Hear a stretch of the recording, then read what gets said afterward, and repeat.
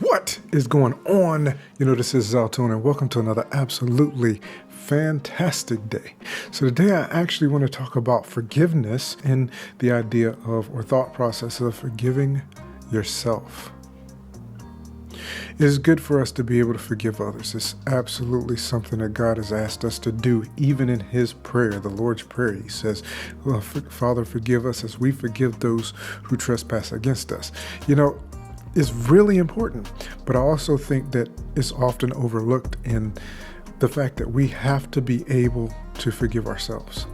I have made myself a ton of mistakes in my lifetime, and many of those mistakes have actually negatively affected others.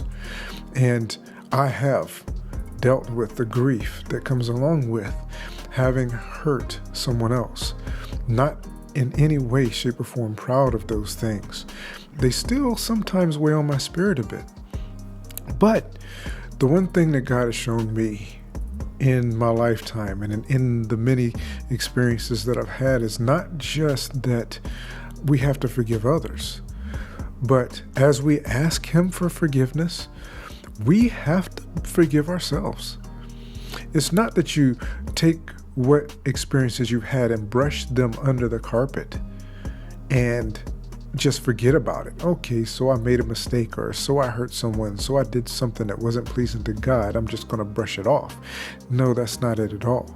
God, I believe, truly intends for us to learn from those experiences and allow that grief to settle in our spirit, that sorrow for what we've done to settle in our spirit, and help us to get closer to him, because without him, it is impossible for us to refrain from making the same mistakes that we have in the past.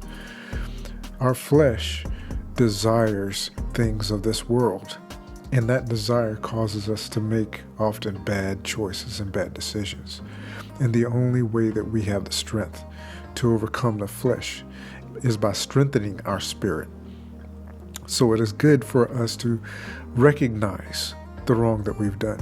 It is good for us to feel sorrow and apologize to others for hurting them, wholeheartedly repenting, turning away from those things that we've done wrong.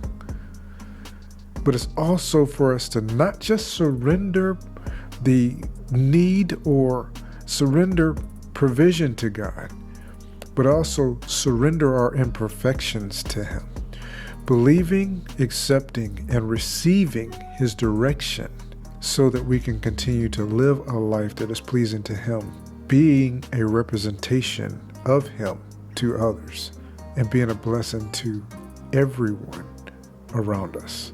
So the only thing I'm asking you to do, embrace the fact that you are forgiven.